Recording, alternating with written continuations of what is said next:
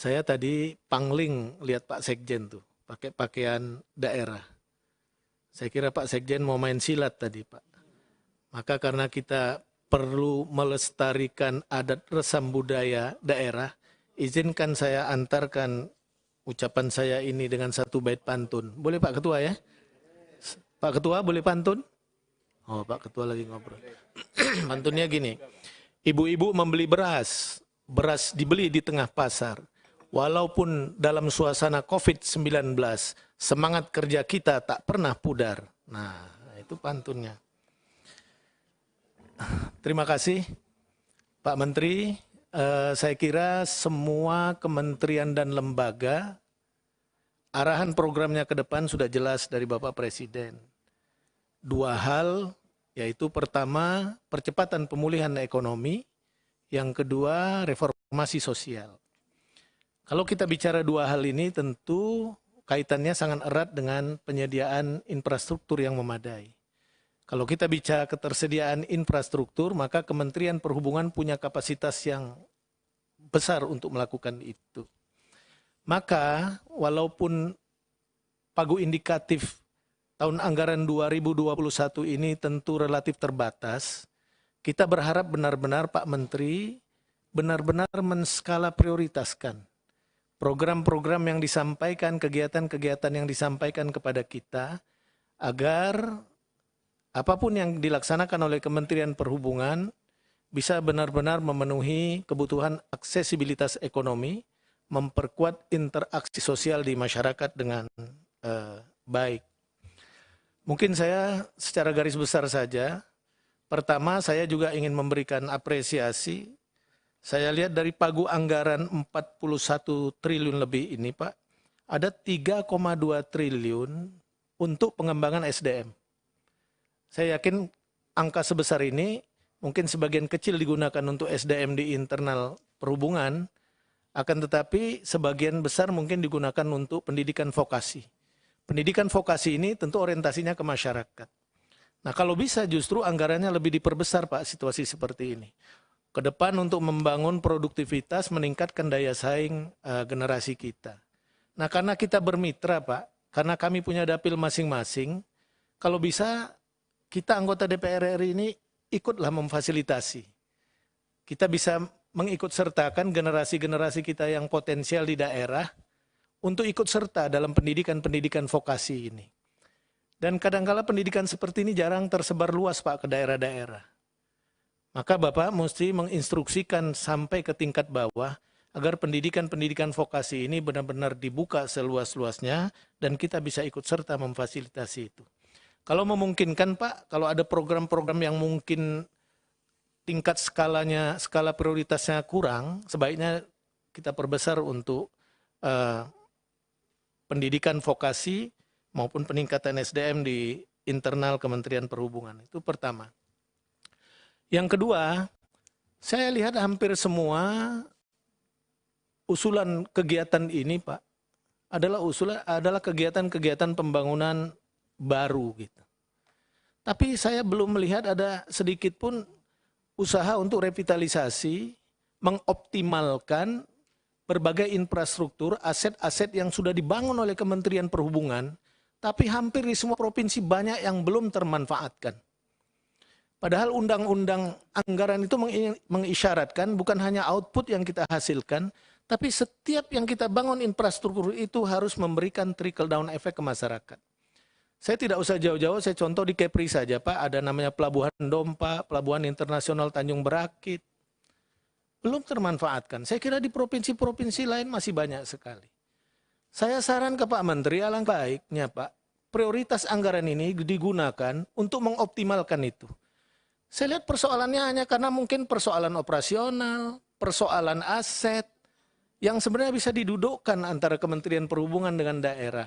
Pak, karena ini tidak sedikit, banyak sekali Pak, sebaiknya Kementerian Perhubungan kita sarankan, supaya segera menginventarisasi itu semua di seluruh wilayah Indonesia Pak. Kemudian mengklasifikasi persoalan-persoalannya Pak. Kalau ada kaitannya dengan daerah, satu persatu dibahas itu. Sayang itu Pak. Apa gunanya kita orientasinya membangun yang baru, terus orientasi anggaran, orientasi output, tapi outcome-nya bisa kita yakinkan itu. Bahkan kalau bisa Pak, pekerjaan-pekerjaan yang tertunda selama ini, selesaikan Pak segera itu. Contoh di tempat saya itu di Karimun, karena Pak Menteri kemarin bulan Februari ke Kabupaten Karimun. Ada pelabuhan Malarko, pelabuhan peti kemas. Itu sudah 250 miliar Pak, tapi tertunda masih butuh 125 miliar. Tadi saya cek sama bupatinya, untuk sisi daratnya mereka sudah bebaskan semua kebutuhan-kebutuhan lahannya.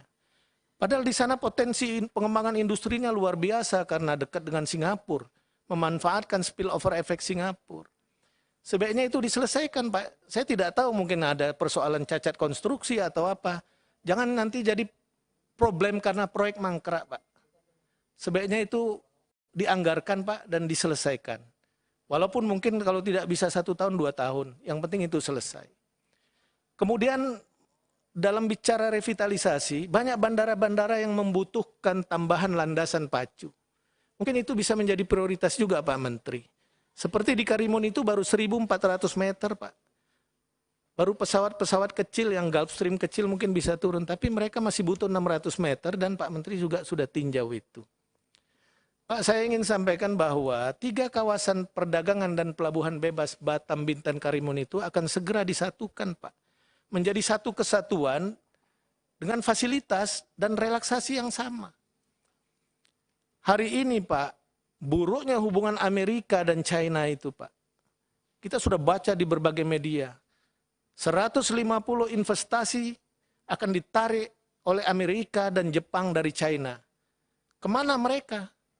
Kita harus proaktif menarik ini ke Indonesia kalau kita mau bicara multiplier efek ekonominya ke depan. Kita lihat sebentar lagi Amerika mungkin mencabut privilege Hong Kong. Karena Hong Kong tunduk kepada undang-undang China. Itu Hong Kong juga akan merelokasi pasti Pak investor di sana. Harus barang juga ke kita. Maka kita bercita-cita Batam, Bintan, Karimun ini akan kita jadikan New Hong Kongnya Indonesia ke depan. Saya sedang mendorong itu bersama teman-teman Kadin di sana. Kalau pemerintah pusat memberikan relaksasi ke depan untuk investasi.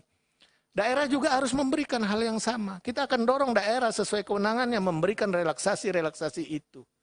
Supaya lahirlah kawasan-kawasan investasi murah yang sedang dipersiapkan Kadin Provinsi di Kepri itu. Sehingga menimbulkan daya tarik. Jangan sampai investor itu lari ke negara lain Pak, ke Vietnam, ke Kamboja, ke Thailand. Kita negara besar nih. Maka memang ketersediaan infrastruktur menjadi instrumen untuk memacu itu. Maka saya mohon bantuan Pak Menteri, agar pelabuhan peti kemas Malarko yang sekarang sudah ada kawasan-kawasan industrinya nanti disatukan di situ. Perpanjangan landasan pacu di Karimun itu kiranya bisa segera Pak untuk dilanjutkan. Dan satu lagi kalau boleh Pak, urusan PLBN. Pak, nelayan-nelayan China sudah mulai ramai itu di Natuna Pak. Bahkan dikawal oleh kapal Coast Guard Cina di sana. Kita tidak bisa memperkuat kawasan itu hanya dengan kekuatan TNI kita Pak, tanpa melibatkan masyarakat secara menyeluruh. Ketika dulu kapal Coast Guard ramai di sana itu Pak, yang rame-rame itu, informasinya juga datangnya dari nelayan. Nah ada program PLBN di Serasan itu Pak, salah satunya ada pelabuhan di situ. Kalau bisa tolong juga itu diprioritaskan Pak. Gitu. Karena selama ini akses perdagangan dari Serasan, wilayah perbatasan itu ke Malaysia, ke Kuching itu.